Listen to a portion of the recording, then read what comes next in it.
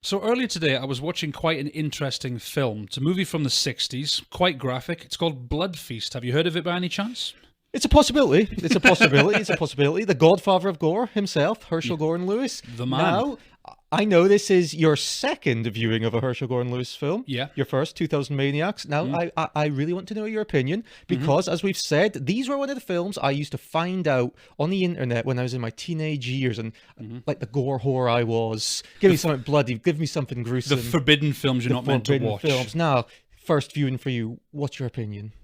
Of the man himself? The man himself, he was certainly an ambitious man, and he was certainly good at making the most with what he had, because he worked on usually very paltry budgets on the periphery of the film industry. Yes. I think that gave him a lot more power, because I don't think he felt bound by studio pressure, studio interference. He could just kind of make the films he wanted to. But I'm actually going to have to offer a correction here. This was actually my third viewing of Herschell Gordon Lewis film. What was the first? Sort of. Goldilocks and the Three Bears? No, no, you mean the Three Bears? Yes. Man, I was going to bring that up. I love that title. How good is that pun of a title? Was it not that one? No, it wasn't that one. It was one maybe you don't expect because it's not one you think of when you think of Gordon Lewis. Okay. He was involved in the production of a film. He needed another movie because he was doing a double feature. In our Grindhouse episode, we talked about famous double features back then. And he took a film from a guy called Bill Rebane. It was called Monster A Go-Go. He became the uncredited director. He had a kind of a role in that. I know it wasn't necessarily his baby. He added a few scenes to it, jiggled it about a bit, and then he released it. One of the worst films I've ever seen. I know, it's gone down this history as what I think he was a Wisconsin filmmaker, Bill Rebane. Yes. Because I'm sure there's an Arrow box set and it's called Weird Wisconsin, the films of Bill Rebane. Right. Which is tempting to buy. I was so tempted to buy, Wayne. Just because it's got an odd name. I think so. Because there was also a box set from Arrow Player about William Griffey. Yeah. I've already got, as I've mentioned, I've got the Herschell Gordon Lewis box set. I was tempted by the other two, but I couldn't pull the trigger. No. Have you seen Monster A Go-Go then? I have seen Monster Go-Go. And Monster your Go-Go opinion? is... Is look, it terrible, as they say? Yeah. Look, there's lots of films I've seen in my life where I'll be like, I didn't like that, I wouldn't watch it again. There's few that I actively hate. You actively hate things Monster like Go-Go? Monster Go-Go, The Creeping Terror, something like maybe Manos, The Hands of Fate, the more famous ones. Monster Go-Go is bad because it's basically just a waste of time. I'm detecting a little pattern here. Yeah. Films you hate and you can't stand, do they also happen to be horror films?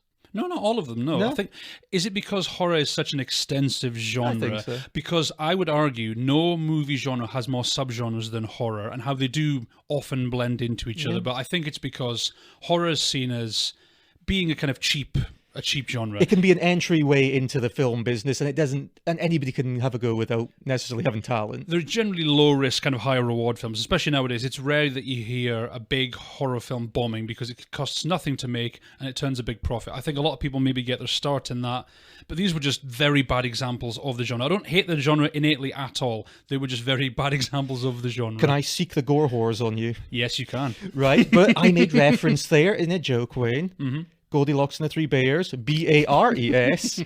Now, that wasn't off the cuff. This was actually a film by Herschell Gordon Lewis. It was. Right, in the 1950s, there was these films. They come to prominence. This was pre-pornography, before it got big, and there were naturist films. Yes. They would go into naturist camps. It would be naked people playing tennis, doing something very innocently. But Herschell Gordon Lewis was one of the first to devise a story for them. Now, we were on about Goldilocks and the Three Bears, but I digress for a moment because this is his more famous nudie cutie, as they became known to. These naturist films, what kind of became a narrative, had a story to tell. And he made one in cahoots with producer David Friedman, The Adventures of Lucky Pierre. And now this film, it's a film about a man who finds himself in situations where all women are nude, essentially first to give a narrative around a nudie cutie. And now, and you're thinking, okay, this is niche, this is stupid, this is silly. Wayne, this film was a financial success. Yeah. Grossing over $12,000 in a single theater over a week's run upon opening. Do you think it was essentially the premise that got people into it? Because we're talking the 50s, you've talked about these nudist films, films that were set in nudist camps. Obviously, the Hays Code is still in effect. You mentioned nudie cuties there, which is a subgenre of sexploitation, full of female nudity, but it was linked to naturalism, like you say. Right. And interestingly, they were actually, these kind of films, these nudism films, they were exempt from banning by the Supreme Court because it was considered lifestyle. It wasn't considered sexploitation. And a lot of sexploitation filmmakers in the 60s claimed their sex films were documentaries, because that was another way of getting around these bans. Well, was that not another weird niche thing? They would have like pregnancy videos. Yeah. And you're like, okay, getting a bit creepy on this end now. Yeah, it's just these weird little things they used to get around it, because the Hays Code didn't really come out of fashion until like kind of the 60s. So you're still working in this area where Gordon Lewis has actually said this himself. He said when he was making these films surrounding these taboo subjects, he said, most of the walls have crumbled, most of the inhibitions have disappeared. One generation ago, it was hard to insert a four-letter word into a script.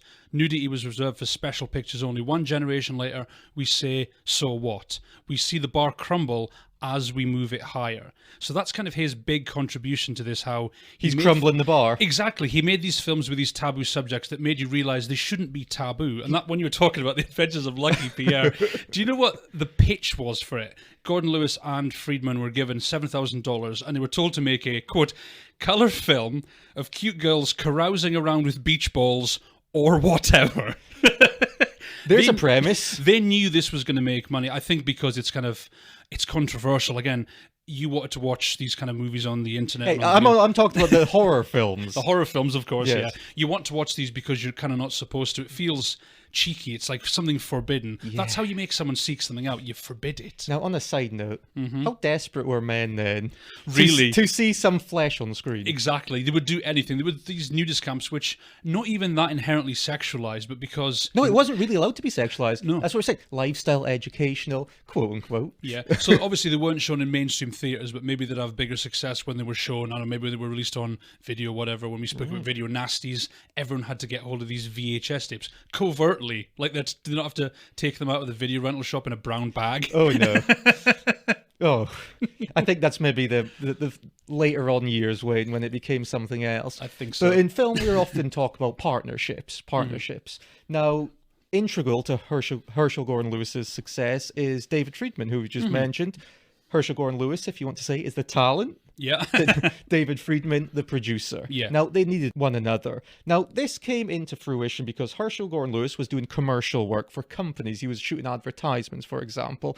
Now, he realized to compete with California, he was based out of Chicago initially, Herschell Gordon Lewis. So what he did, he bought a 35mm camera, and he said to somebody, look, how do I actually make money off this 35mm camera? And somebody said to him, look, shoot features. You have to shoot features. Now, we're talking in the age of the drive-in cinema, where they were requesting cinemas of 70 to 80 minutes, you know, something relatively short. It has to be cheap. It doesn't necessarily have to be a status of a Gone with the Wind. They weren't aspiring to that. Now, he found his important relationship with Friedman, because Friedman at the time, David Friedman, his name was the gentleman's peddler of smut. Okay then. Right, but Friedman was also the head of promotion at Paramount at the time. Okay. Funnily enough, now in Friedman, Herschell Gordon Lewis had found his P.T. Barnum, somebody who would promote his work, somebody who could push his work, advertise his work. Herschell Gordon Lewis himself also came from a background of advertisement. So within themselves and between themselves, they had found something that they knew that would make a profit. And I don't want people to think that these were just... these directors, these filmmakers, this is all they ever did their entire lives. There's two films which were made in the 60s, two sexploitation films. One was called The Bellboy and the Playgirls. The other one was called Tonight for Sure. Do you know who was involved in writing and directing those films? It was Francis Ford Coppola. Really? Exactly. So it's not just these niche, they're quite niche subjects, but it's not just certain filmmakers that make them. Again, we talk about getting a start in horror.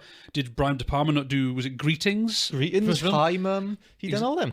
They're good films. So you start off with these early films, which are not really reflective of the later work. And we've got to say, and I'm going to big this up because I think it's Roger Ebert's best ever work. He wrote the script for Beyond the Valley of the Dolls. Beyond the Valley of the Dollars. The Russ Meyer film. Do you really like that? I love that film. Is that a film you're considering for a future episode, you think? Yes. Now you've maybe give somebody else the idea away. It deserves the idea. Can I just go back to quickly? I just want to move on because I think this is hilarious. Back to The Adventures of Lucky Pierre. Have you? I think you want to see this film. I do. Do you know what makes me really want to see it? What? The poster. Yeah. The poster of that, Goldilocks and the Three Bears you were saying before, those posters are hilarious. Yep. They are very tongue-in-cheek, kind of like the movies are. Because I want to say, here are two quotes that are come from the poster of The Adventures of Lucky Pierre. One is, millions spent for actors, setting and story, not a penny for costumes. Even better, a picture for broad-minded adults, those with broads on their mind. You talk about these people being desperate to see any kind of flesh. This is what they were putting on the posters. Hey, this is advertisement galore. This is the pinnacle of advertisement. They know what they were selling. Would you almost say our version of that in the 70s was, or even the 60s, was the Carry-On films to a degree? I think so, in a tamer way. The sexy shenanigans films. There's nothing really hardcore in them. They're quite playful. They're quite tame. Yeah, you're not going to be that offended. No, they're not. But these ones are. It's a buttock and a breast. It's a back and a breast, exactly. It's the kind of thing that you look now. You could almost watch these things with your mum and your dad. They're just kind of cheeky wink, wink, nudge, nudge kind of things. You let us know how that goes in the future. I want you to watch Adventures of Lucky Pierre with your parents at some point. I will do. I'll say, hey mum, dad, you want to watch this? No, not really. And it's interesting also, he went from that into what HGL would kind of be known for later, these violent, gory movies. AllMovie.com said that Herschell Gordon Lewis, his legacy, he said he probed the depths of disgust and discomfort on screen with more bad taste and imagination than anyone of his era. I think he would have looked at that as a glorious compliment. Well, I think so. But do you know what they say? This comes from his businessman background. He said himself, look, he found a hole in the market at the time where the tastes of the major studios wouldn't dare go. So finding this space, finding this periphery, he knew, look, we could make money. He's an exploitation filmmaker. So he knows what he can make. He knows how he can turn a profit. And he found these holes what the majors wouldn't take. This enabled him to make profit-driven films that caters to the void that the majors missed. This is very clever. This is very savvy. This is what I'm saying. This is part of that businessman-like approach. He's not an artist. Herschell Gordon Lewis isn't an artist. I don't think any of us can confuse him with an artist. No. He's not trying to make the best film here. He's trying to turn a quick profit. Exactly. And we talk about the customers are obviously there for this. You talk about these voids. The customers are there for this. Anyone who's worked in hospitality will loathe this phrase. I worked in hospitality myself. Yeah, we all have. The customer is always right. Yeah, fuck the customer. That is very misinterpreted. What that means, everyone thinks, oh, it means the customer is right by default. Nobody is right by default. Yeah. It comes from this idea that the idea that customers drive the market. If there is a demand for this thing over here, you supply that. That's where the money is. These films were obviously in very high demand. Maybe they were kind of lowbrow, they were exploitation, they were looked down on by the mainstream, but there was a market for them. He wouldn't have made the money he did because Adventures of Lucky Pierre, about $7,000. Blood Feast, about $24,000. That made millions. So the market was clearly there. At the start of this episode, you referenced that for the first time you had watched Blood Feast. Now, what is your kind of in-depth opinion of that? I've seen it many times, and I've got to say, I really enjoy it. Here's the thing with Herschell Gordon Lewis, he's devoid of art. He doesn't have much of his films are pretty much styleless. They're very rudimentary. There's technique. They're just, if you or I were given a camera, he would shoot pretty much the same way an amateur would. Basically. So, but there's an aesthetic I like to that. It's a picture and a place of time that is authentic. Now, what do you not see? What are you not getting? What do you not like about Blood Feast? It's not that I necessarily didn't like it. I think it just didn't strike me as being that remarkable. Like you say, everything is rudimentary. Obviously, that's largely a part of its charm. They make you feel like these are the kind of films that you could grab a film camera, grab some friends together, bit of a script. You could make these films in a couple of days. That's the idea. But there are realistic elements to it. You have the killers being out and about on the prowl,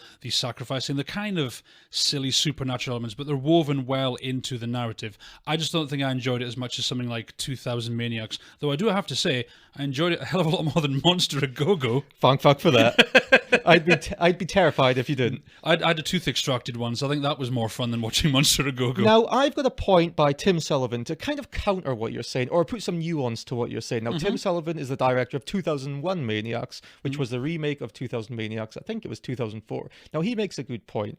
He says, look, we watch these now out of context. And now content is easily available, so we can cast a judgment without knowing the context of the time it was made. And his argument is, look, these films look silly. They may not be appreciated because, as I said, you're seeing them out of the context of the time they were made, and you're not seeing the impact that they had on film to come. Like Blood Feast is the first splatter film. Now, if you take that out of context now, and you're a 20-year-old kid who's seen it for the first time, looks silly, looks goofy, looks cheap, but you're not understanding, without a Blood Feast, there probably and possibly might not have been a Texas Chainsaw Massacre. That's very, very true. No, I absolutely appreciate that. You can say, I've said this often, it's a film that maybe you don't especially enjoy, but you do appreciate. Right. The silliness, I love the silliness I about actually it. like it as the well. fact that one of the characters, she gets her brain removed, you can see they've just slathered some stuff on the top of her head. Another big problem a lot of these films had, it was very similar with our Britain's own Hammer horror films. The blood never looked very realistic. It looked like candle wax. It's never dark enough in the films. It's very vibrantly red. It is, but I think that's the idea because it looks a lot more vibrant. It looks a lot more, if you smother that on a body,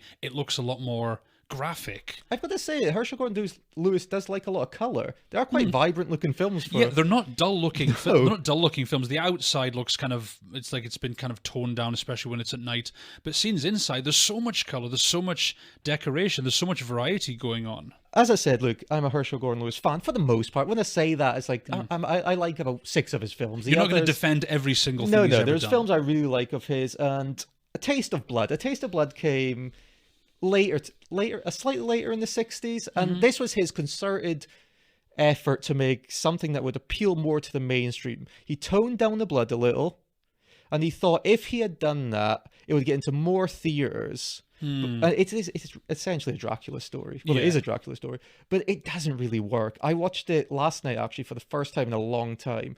I found it very boring. I did check the time several times. It's really not the greatest film. And I think this is because Herschell Gordon Lewis is stuck in two worlds here. He's trying to appeal to the mainstream fan of sorts, the mainstream horror fan of sorts, Hammer horror crowd, for example. Everything is toned down. But what you're getting is a Herschell Gordon Lewis film without the sensationalism. You're not getting the gorehound aspect. You're not getting the extravagance of the set pieces, and it's very muted, very bland. It doesn't hold up well, even though Gordon Lewis refers to it as his masterpiece. But I think that's only because it was a higher budgeted. The acting's a little more competent, but it's watch it one time and it's quite bland. So we're talking about a case of where he's tried to please everybody, he's ended up pleasing nobody. Yes. He has toned down his vision, and it's just not worked because it's not worked for the people who love him because it almost feels like a betrayal, and it's not working for everyone else because they didn't really like him anyway. I think so, because 72 was the last of his run of films. He did make a couple more in the 2000s when his name was coming back into fruition. But 1972's The Gore Girls, that's quite good. Now, you'll notice certain tropes. 1972, what's big at 1972? The Giallos are coming in. They're being exported from Europe. Also, The Gore Girls, it has a black-gloved killer. It's nowhere near the competence, of course, as a Giallo, or most Giallo films. It's a good film. It's good. It's a little more sleazier than some of Herschell Gordon Lewis's films. He mixes in his sexploitation-ish because it revolves around a lot of strip clubs, for example. It's good. It's more transgressive. It's maybe more of its time of 72. It's showing how far exploitation cinema was going to go as the 70s progressed.